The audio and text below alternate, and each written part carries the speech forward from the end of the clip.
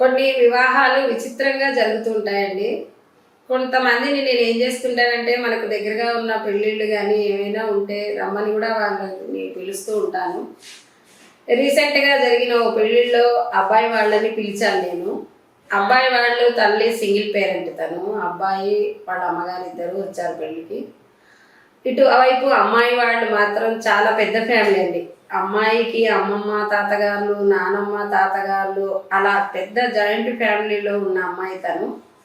వాళ్ళకి నేను నార్మల్‌గా పెళ్ళిళ్ళో సంబంధం చూపిచ్చాను. అబ్బాయిని చూపిచ్చాను ఓన్లీ. ఇంకా అమ్మాయిని వాళ్ళు ఎవరు చూడలేదు. అబ్బాయిని మాత్రం అమ్మాయి వాళ్ళ పేరెంట్స్ చూశారు. అక్కడే అబ్బాయిని వాళ్ళు నచ్చారు. వాళ్ళు చూసి వెంటనే మాకు ఈ అబ్బాయి ఓకే అండి అని అనుకోని వాళ్ళని మేము ఒక ఆలయంలో అమ్మాయిని అబ్బాయిని చూపించడం జరిగింది.